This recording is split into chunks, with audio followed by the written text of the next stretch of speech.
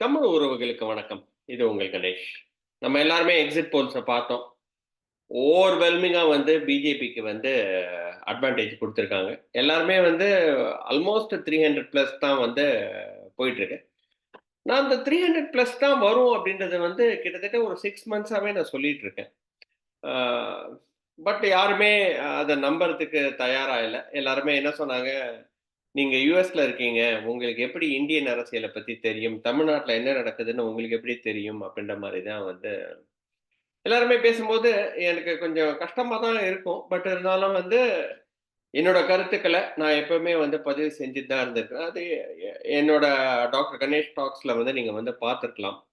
நான் வந்து என்ன சொன்னேன் அப்படின்னா வந்து 303 நிச்சயமா போன வாட்டி வாங்கினத விட இந்த வாட்டி பிஜேபி 303லேருந்து ஒரு படியாவது ஜாஸ்தியா வருவாங்க. 303 டூ 320 அப்படின்னு தான் லாஸ்ட் பதிவுல நான் வந்து போட்டிருந்தேன். ஏன்னா வந்து எனக்கு வந்து எக்ஸிட் போல்ஸ் எப்படி இருக்கும் அப்படின்றது வந்து அந்த அளவுக்கு 7 கட்டமா நடந்தது எலக்ஷன்ஸ். நான் நடுவுல இந்தியாவுக்கும் போயிருந்தேன். இந்தியாவுக்கு போயிருந்தபோது கொஞ்சம் பிஸியா இருந்ததுனால, அப்ப கொஞ்சம் ஒரு கேப் இருந்துச்சு. பட் இருந்தாலும் வந்து லாஸ்ட்டா வரும்போது என்ன சொன்னேன் அப்படின்னா, 303 தாண்டும் அப்படின்ற மாரி தான் சொன்னேன்.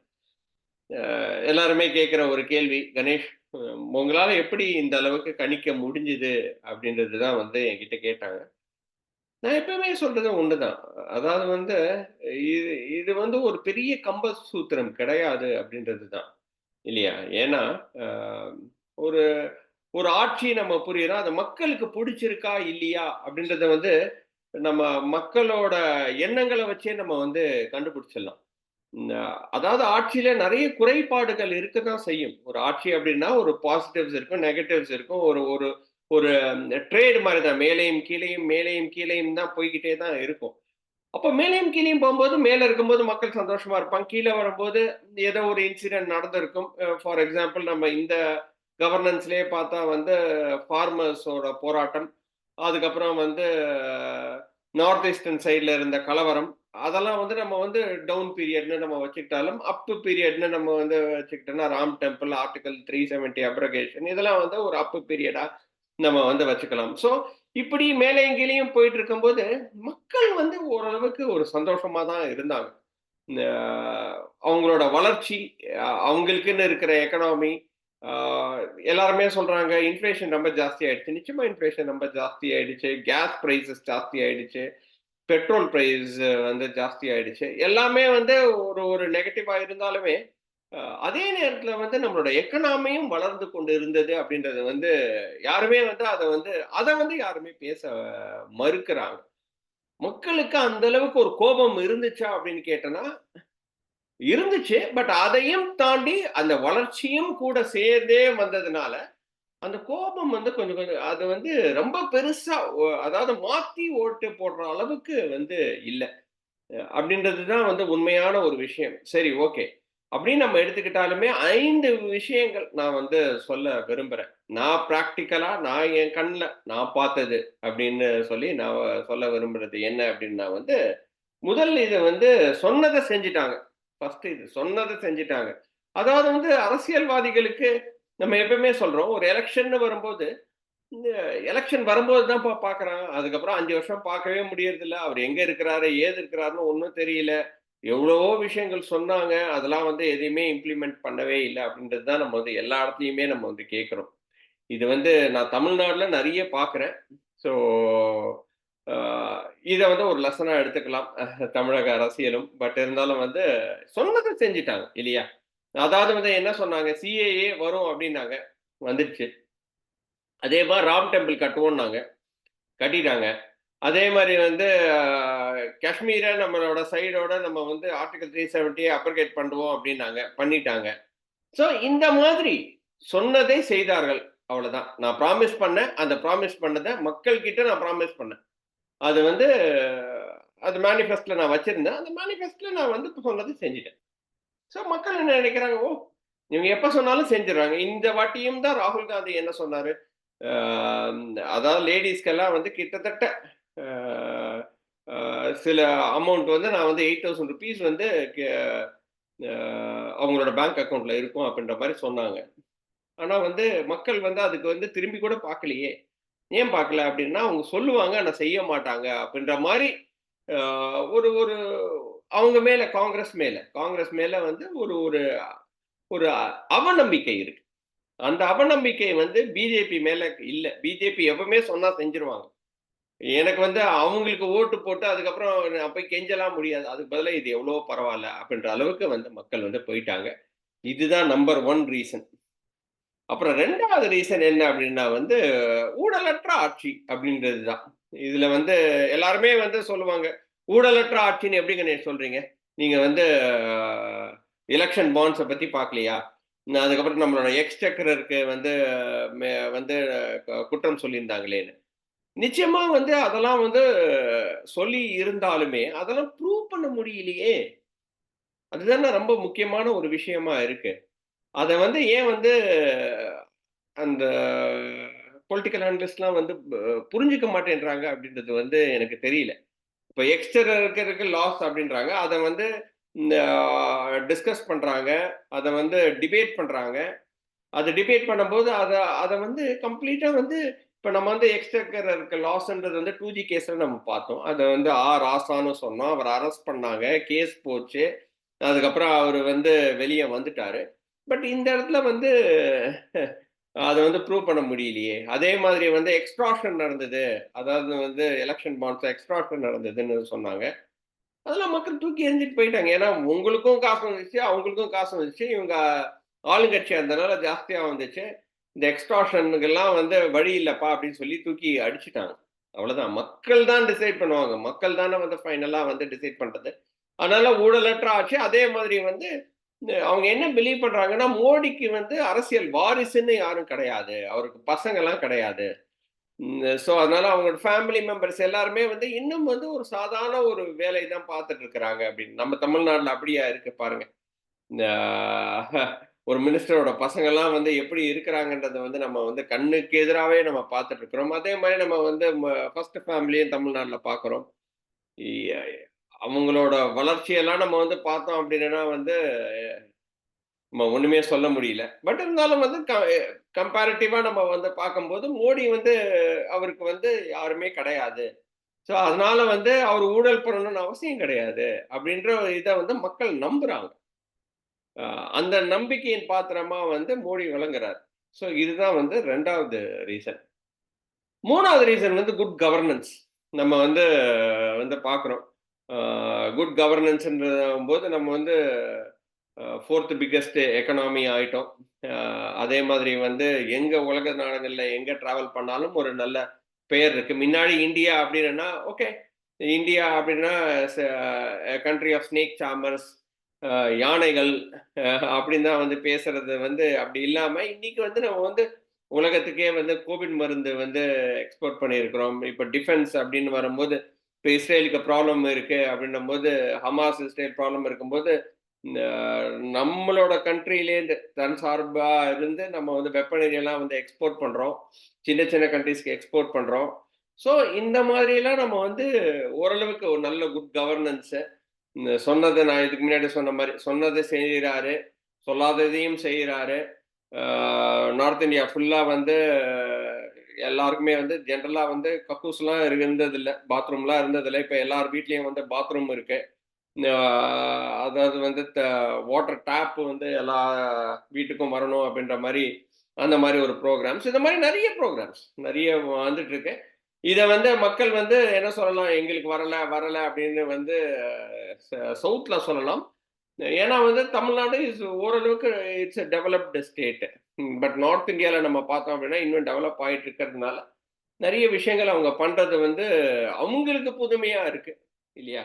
நமக்கு தமிழ்நாடுக்கு வந்து ஏற்கனவே வளர்ந்த ஸ்டேட்ன்றதுனால, நமக்கு வந்து அந்த அளவுக்கு வளர்ச்சி திட்டங்கள் வரலன்னு கூட நம்ம சொல்லலாம். ஏன்னா வந்து நமக்கு வந்து வர்றது வந்து கம்மியான பைசா தான் வருது. அதுல வந்து மறுக்கறதுக்கு ஒண்ணுமே இல்ல. ஜிஎஸ்டில வந்து நம்ம எந்த அளவுக்கு குடுக்குறோமோ, அதுலேருந்து கம்மியா தான் நமக்கு வருது. விச் இஸ் என்ன சொல்றது? Which is a very sad situation. But இருந்தாலும் நான் ஓவராலா இந்தியாவ தான் பார்க்குறேன். அப்படின்னு பார்க்கும்போது, ஓ ஓரளவுக்கு நல்ல கவர்னன்ஸ் இல்லையா? ஸோ இது 3 திங்கும் வந்து நம்ம வந்து பிஜேபிக்கு பாசிட்டிவா வந்து நம்ம வந்து சொல்லலாம். ஆ நெகட்டிவ் அப்படின்னு நம்ம வந்து ஆப்போசிட் சைட்லயும் நம்ம பார்க்கணும் இல்லையா? ஐஎன்டிஏஏ கூட்டணி. 4வது பாயிண்ட் எங்க வந்து மிஸ் பண்ணாங்க அப்படின்னா, ஐஎன்டிஏ கூட்டணி எங்க வந்து மிஸ் பண்ணாங்க அப்படின்னா வந்து, ஒரு ஜெல் ஆகல.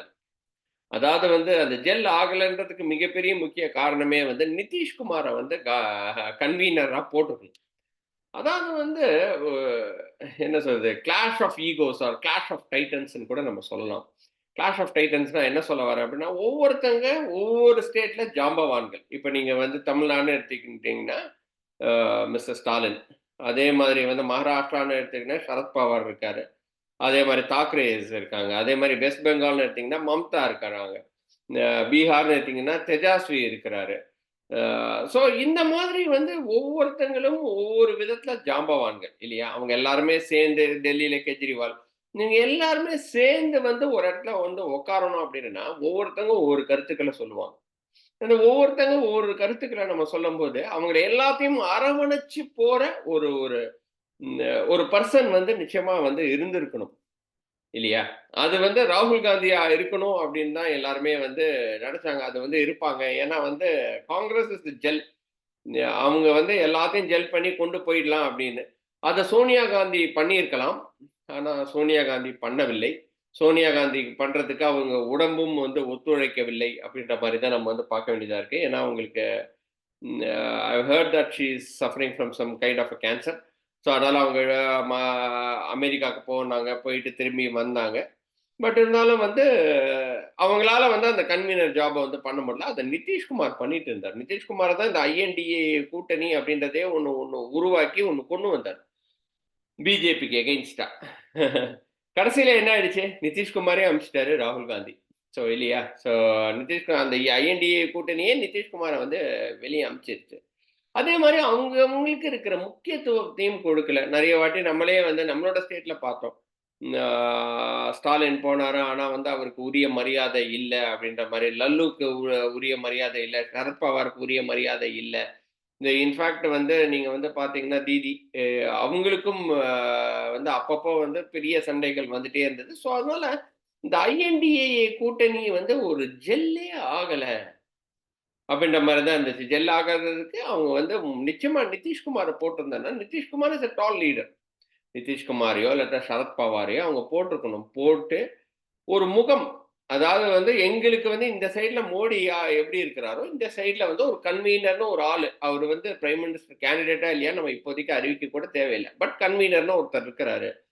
அவரால வந்து எல்லாத்தையும் கோஆர்டினேட் பண்ணி பண்ண முடியும். அப்படின்றத வந்து ஒரு 1 வருஷத்துக்கு முன்னாடியே பண்ணியிருக்கணும். சரி 1 வருஷம் முன்னாடி பண்ண முடியலையா? ஒரு 8 மாசத்துக்கு முன்னாடியாவது பண்ணியிருந்தேன்னா, அவரு எல்லா ஸ்டேட்ஸ்க்கும் டிராவல் பண்ணி, ஒரு ஒரு காம்ப்ரமைஸ கொண்டு வந்து, காங்கிரஸ் எந்த இடத்துல நிக்கும்? அ அதுக்கப்புறம் வந்து எவ்வளோ சீட்ல நிக்கும்? நீங்க எவ்வளோ சீட்ல நிக்கலாம்? அப்படின்னு. ஏன்னா கடைசி வரைக்கும் நம்ம பார்த்தோம் அப்படின்னா, லாஸ்ட் மினிட் வரைக்கும் டெல்லியில அடிபிடி.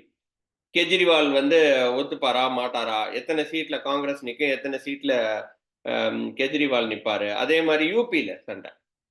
கடைசி வரைக்கும் அவங்களால டிட்டர்மைன் பண்ண முடியல. பீகார்ல சண்டை. வெஸ்ட் பெங்கால்ல அவங்க வேணவே வேணாம்னு அனுப்பிச்சுட்டாங்க. ஸோ இப்படி இருக்கிற நேரத்தில வந்து அந்த ஒரு ஜெல், அந்த ஒரு ஃபார்மேஷன் இல்லவே இல்ல. ஸோ அது ரொம்ப ரொம்ப முக்கியமான ஒரு ரீசன். ஐஎன்டிஏ கூட்டணியால வந்து ஜெயிக்க முடியாததுக்கு. லாஸ்ட் அண்ட் ஃபைனலா வந்து ஒருத்தர் மேல தான் எப்பவுமே வந்து பொறுப்பு இருக்கணும். இல்லையா? நான் எப்பவுமே சொல்லுவேன். ஒரு ஃபெயிலியர் அப்டின்னா, ஒருத்தர் பொறுப்பு எடுத்து தான் ஆகணும். இந்த பொறுப்பு வந்து ராகுல் காந்திக்கு தான் இந்த பொறுப்பு போகணும். இந்த தோல்விக்கு மிகப்பெரிய காரணமே ராகுல் காந்தி தான். நான் சொல்லுவேன். ஏன்னா வந்து நான் இதுக்கு முன்னாடியே சொன்ன மாரி, நிதிஷ்குமார வெளிய அனுப்பிச்சது ராகுல் காந்தி தான். முக்கியமான ஒரு சிட்யூவேஷன்ஸ்ல அவரு இங்கேருந்து வந்து பாரத் ஜோடோ யாத்ரா ஃபர்ஸ்ட் போனாரு. எக்ஸலென்ட். நல்ல ஒரு ரெசனேஷன் இருந்தது. நல்லா இருந்துச்சு. எல்லாமே நல்லா போயிட்டு இருந்தது. ஆனால் நிஜமாவே ஒரு பெரிய ப்ராப்ளம் வந்து வந்து பஞ்சாப்ல வந்து பஞ்சாப் விவசாயிகள் ப்ராப்ளம் இருந்திருக்கும்போது, இவரு நடந்துகிட்டு இருந்தாரு. வெஸ்ட் பெங்கால்ல மம்தா வந்து கிளர்ச்சி பண்ணிட்டு இருக்கும்போது, இவரு நடந்துட்டு இருந்தாரு. அதாவது வந்து மக்களோட மக்களா அவரு இல்ல. அவர் நடந்து போனதுனால மக்களோட மக்களா இருந்துருவாரு அப்படின்னு நெனச்சாருன்னா, அவரு மிகப்பெரிய ஒரு தப்பு.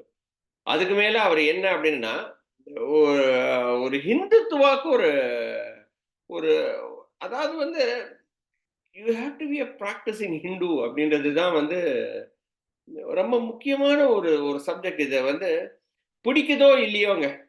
பிடிக்குதோ இல்லையோ, you have to be a practising Hindu to win elections. ஏன் அப்படின்றது வந்து எல்லாருமே வந்து காங்கிரஸ் வந்து இட் இஸ் முஸ்லிம் பார்ட்டி அப்படின்ற அளவுக்கு, முஸ்லிம் லீக் பார்ட்டி அப்படின்ற அளவுக்கு வந்து இன்னைக்கு வந்து பேச ஆரம்பிச்சுட்டாங்க. ஸோ அதை உடைக்கணும் அப்படின்னா you have to be very close with Hindu religion அப்படின்றது வந்து இது எல்லா கண்ட்ரீஸ்லயுமே இருக்கிற ஒரு ஒரு முக்கியமான ஒரு விஷயம். அது ஏன் வந்து ராகுல் காந்தி புரிஞ்சுக்கிறதுக்கு மறுக்கிறாரு அப்படின்னு தான் வந்து எனக்கு தெரியல. இங்கேயே நம்ம யூஎஸ் எலெக்ஷன்ஸ்லயே நம்ம பார்த்தோம் அப்படின்னா விவேக்னு ஒருத்தர் கிட்டத்தட்ட ரிபப்ளிகன் கேண்டிடேட் இந்து, அவரால உடைச்சு வர முடியல. Because they always felt that there needs to be a Catholic person who needs to govern our country. எங்களோட இறை நம்பிக்கையோட யாரு வந்து ஒத்துழைக்கிறாங்களோ அவங்களுக்கு தான் நாங்க வந்து ஒரு கேண்டிடேட்டா நாங்க முன்னிறுத்துவோம் அப்படின்றது வந்து இங்க இருக்கிற மக்கள் வந்து டிசைட் பண்ணியிருக்கிறாங்க. அதே மாதிரி நீங்க வந்து யூகேல நீங்க உடனே கேட்கலாம், ரிஷி சுனக் இருக்கிறாரே அப்படின்னு. அவர் ஹிந்து தான். Rishi Sunak did not win an election. அதெல்லாம் தெரிஞ்சுக்கோங்க. Rishi Sunak was appointed. ஒரு ஒரு ஏற்கனவே இருந்த பிரைம் மினிஸ்டர் போயிட்டு அவர் இப்ப வந்திருக்கிறாரு. இப்ப அந்த எலெக்ஷனை வின் பண்ணாரு அப்படின்னா ஓகே அப்படின்னு நம்ம யூகேல வந்து சொல்லலாம். பட் யூஎஸ்லாம் இன்னும் வரல.